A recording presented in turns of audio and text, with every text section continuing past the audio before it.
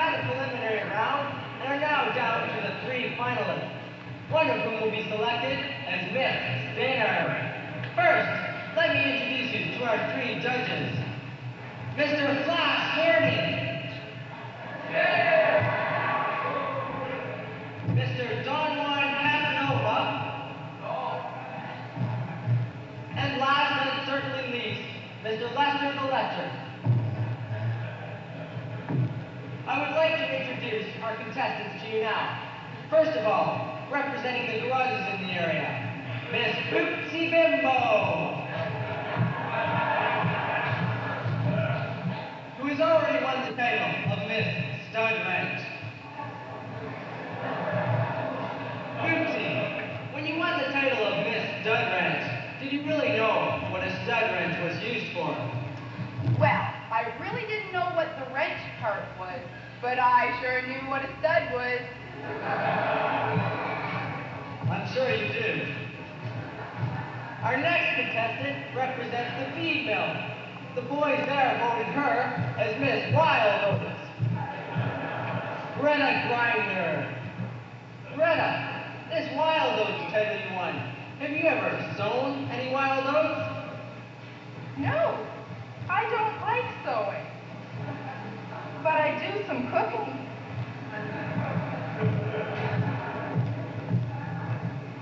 And our third contestant represents the slaughterhouse. Miss T-Bone, Lottie 5. Lottie, why do you suppose the boys at the slaughterhouse voted you as Miss T-Bone? I think they like my cows. Now, to show you that these girls are not just judged on their looks, we will have each one do an impromptu speech to show how quick their minds are. The topics for these speeches are in this envelope. The contestants have never seen these topics. Each contestant will reach into the envelope and blindly select her topic. For the first impromptu speech, Miss Wild Oats. Reach into the envelope and select your topic.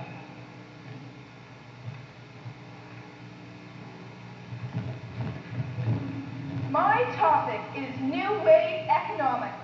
This has been one of my favorite subjects since grade 1. The New Wave Economics theory states that if M1 is the money supply and S2 equals the savings, then when the M1 curve bisects the S2 curve, the decrease in taxes will triple the money supply.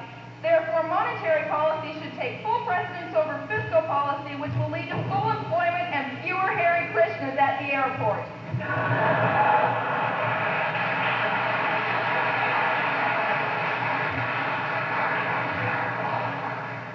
Well, how about that? And now, over to our judges to see how they felt about that little speech.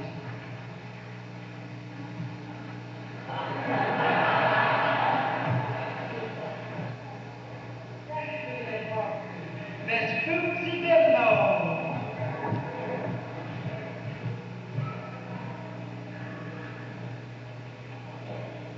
And your topic is capital punishment.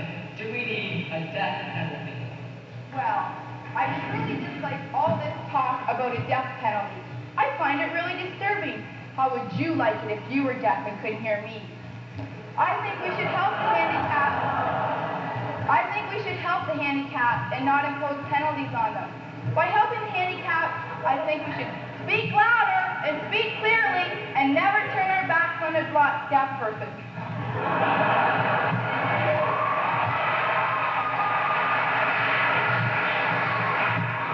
Excuse me, Miss Bimbo. That card reads deaf, not deaf. Oh, should I start again? I'm sorry, your time is up. Let's go to the judges to see their decision.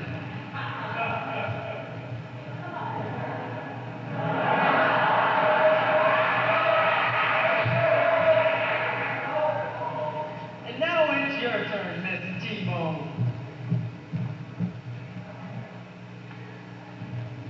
My topic is Thelonious Schmuck, a man of vision. Thelonious Schmuck is perhaps an unknown to some of you, but to music lovers, he was a creative force in 18th century music. Schmuck was Johann Sebastian Bach's secretary, and although he never became as famous as Bach, his contributions were significant.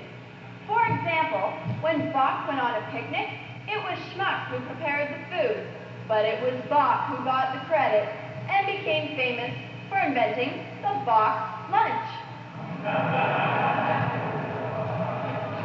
It was also Schmuck who convinced Bach that it was easier to compose music without a shirt on, and so popularized bare Bach riding. Schmuck also wrote a movie script about Bach's life called Bach to the Future. And again, Schmuck received no credit. The only way history remembers Thelonious is that he invented the phrase, "You poor schmuck."